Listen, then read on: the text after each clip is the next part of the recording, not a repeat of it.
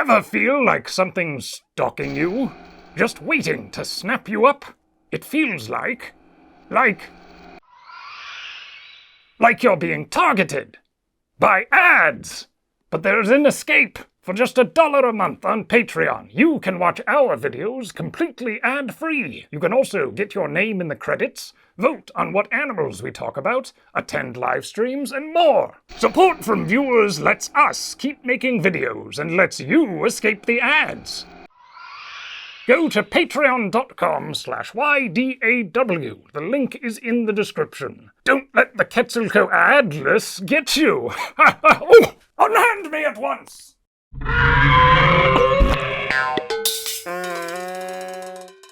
As most dinosaur enthusiasts know, Tsintaosaurus's crest underwent a major revision in 2013. It now looks more like a standard Lambeosaurine crest, whatever that means.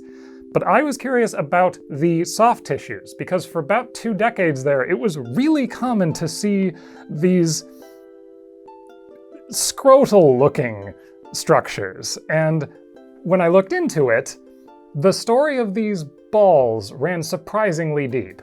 You might even say it's... No, I shan't. But before we scrutinize the scrot, I have 2 notes on names. I am pronouncing this Tsintaosaurus. For once, we have a dinosaur made in China that was found in China, and the city it was named after is pronounced something like Qingdao. So then the question is, why did they spell it like that? Well, in 1958, when it was named, they were still using the old postal romanizations of Chinese, and I thought that that was the explanation, but then I noticed that animals that are named way more recently, like Jeholopterus, named in 2002, which I guess should actually be pronounced Jeholopterus? I don't speak Chinese, I'm sorry if I messed up the tones.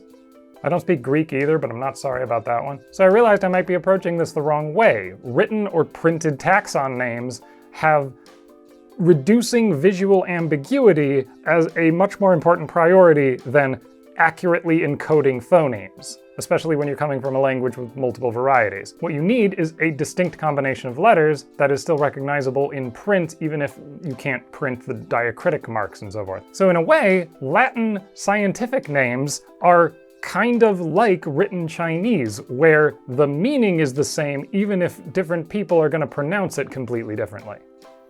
I'm still going to say it Tsintaosaurus though, because now I'm in the habit. Okay, second note, there are 2 branches of hadrosaurids. There's the solid crests and the hollow crests.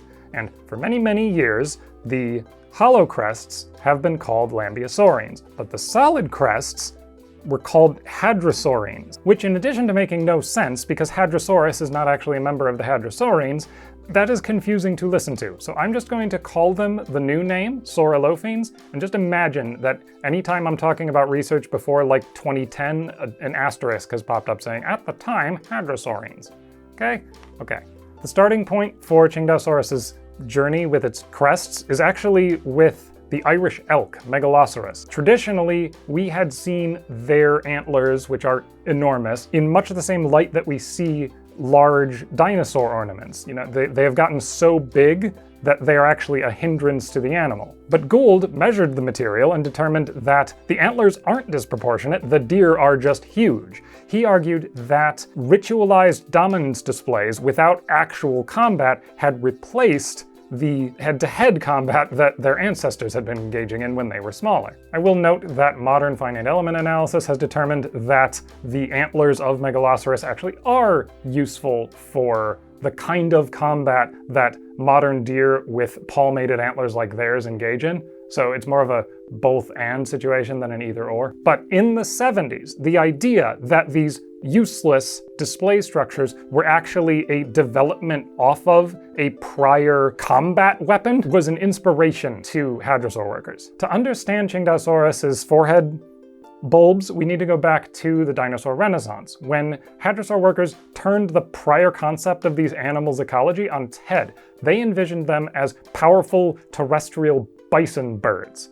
And that lifestyle was an inspiration to a worker named Hobson, who thought that it might explain the evolutionary trajectory of their crests. He thought that thickened nasal bones first developed as an adaptation to pig-like ritualized shoving matches, and because fighting is dangerous, selection favored bluffing, favored developing enlarged or even inflatable structures to make your head weaponry look so big that your competition would just back down. Now, Hobson was correct, we think, about the social signaling function of the crests, but not so much about the combat. See, animals like Cretosaurus and Brachylophosaurus, which have these thickened skull roofs and bumps on their noses that, to Hobson, looked like weaponry, were themselves just bluffing. Those were also social signaling devices, indicating the health or identity or social dominance of the animal. If hadrosaurs went through a head-to-head combat phase, it would have been much earlier in their evolution. Hobson wasn't pulling this out of thin air. There's a famous Edmontosaurus specimen, AMNH 5060, that is mummified, and one of the patches of skin it preserves is in the nose. And Lowell and Wright in 1942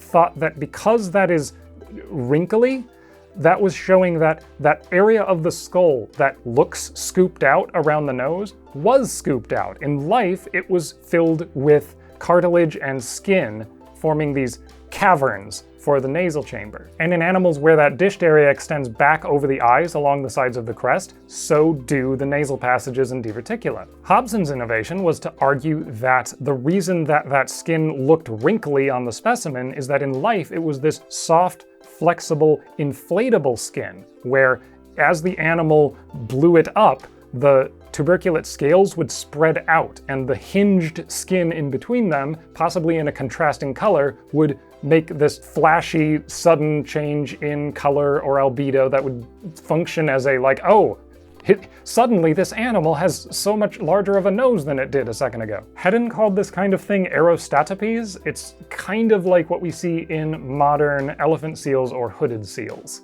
There's a visual component as well as a vocal component where they can honk through it.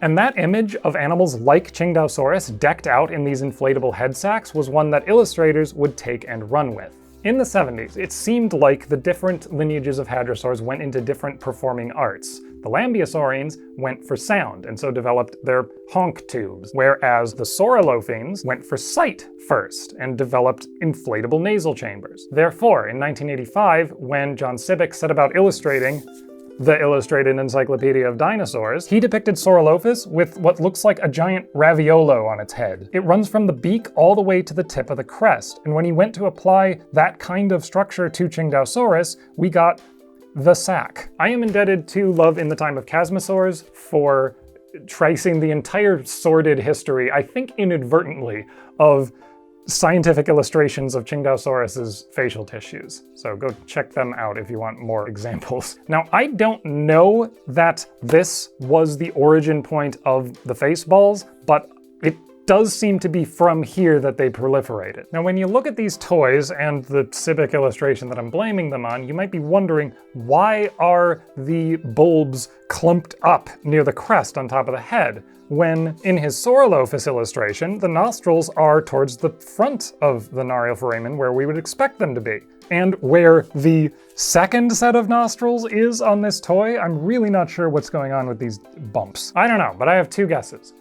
The nasal passage, where the animal's breath goes from the nose to the mouth and the throat, is actually really far back in Tsintaosaurus. It's back by the eyes, like in derived Lambeosaurines, whereas in Saurolophus, they're toward the front. Also, as this caption suggests, there was an idea going all the way back to 1958 when the animal was first described that when it breathed, the breath was passing through the hollow crest. Now, the nasals probably did form a hollow tube, but the animal couldn't have breathed through that because it was closed off at the bottom. Prieto-Márquez and Wagner think that it might be for structural reasons. This animal had a big, heavy crest, but was not able to use the skull bones that derived Lambeosaurines used to support that crest. So, a hollow tube of a nasal is structurally stronger than a solid rod would be. Whatever the original reasoning, imitators of Sibbick's reconstruction made the face bulbs almost customary for a while. There was a whole generation of dinosaur illustrations and toys based on them that were either inspired by or just directly copied from Sibic's illustrations. In fact, I can't prove it, but I think this toy's wrinkliness is itself descended from Sibic's trademark wrinkly hadrosaurs. On the subject of skin texture, I noticed that when Sibic is illustrating these inflatable sacks, the tubercules are separated by these contrasting, flexible bits of skin. So it implies that we are always seeing them in an inflated state, whereas some of the imitators will portray it as just a wrinkly flap of scaleless skin. Others will portray it like this toy, where it's got tuberculate pavement just consistently over the surface, which would imply that it's some kind of cask, like it's perpetually inflated. It's possible to think too much about this, because as enlightened beings from the future, we know that its crest actually looked nothing like this. But there was another option for a while, which was to take away the crest entirely. There was a brief period in the early 90s when Weishampel and Horner thought that the Tsintaosaurus material was actually chimeric. There was the Saurolophine part, which actually was Tsintaosaurus, which was just the snout and parts of the back of the head. But then they thought everything else was from a Lambeosaurine, a completely different animal. They were so confident about this that they even argued that the bones were wrong. The nasal couldn't be hollow. The nasal couldn't be bent this way. That's not what a Saurolophine looks like. So we saw a few reconstructions, again, check out Love and the Time of Chasmosaurs, that were just a generalized flat-headed hadrosaur stripped of all identity. But it turns out that all of the bits are Tsintaosaurus.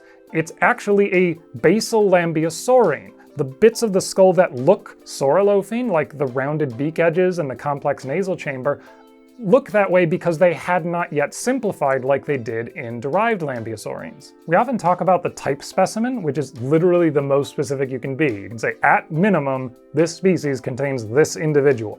But there's also the inverse concept, the hypodyne, which is all of the material referable to that species. It's the entire corpus available for study. And in 2013, Prieto-Márquez and Wagner found that the Tsintaosaurus hypodyne had one more piece than we had previously thought.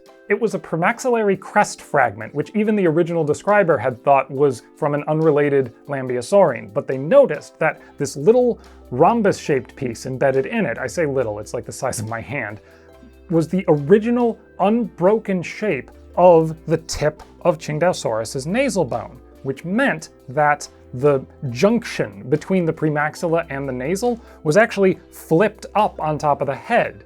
For years, we had reconstructed the evolution of this animal as a Saurolophus-like animal gradually getting a longer and weirder nasal. But it was actually that the premaxilla engorged and shoved the rest of the face bones up and around.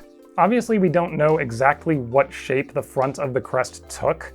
We don't even necessarily know that having a Lambeosaurine hollow crest precludes having some kind of special nasal chambers. Like I said, Tsintaosaurus's air intake is split into several channels, like Saurolophine hadrosaurs are, though it's built a bit different because of where the air needs to go. But where does that leave us with the face balloons? There has been a lot of interest in the last 30-odd years in the nasal passages and sinuses within the heads of dinosaurs, but not a lot that I could find about this hypothesis in particular. The same authors who reevaluated Tsintaosaurus the next year returned to the Edmontosaurus nose skin that started all this, and they thought that having a tubercle pavement that could spread out when inflated was consistent with the wrinkly or folded surface that they saw in it. But Drumheller and co-authors in 2022 were looking at the taphonomy of a different Edmontosaurus mummy, Dakota, and they laid out the desiccation and deflation preservation pathway. This is where the specimen that has come down to us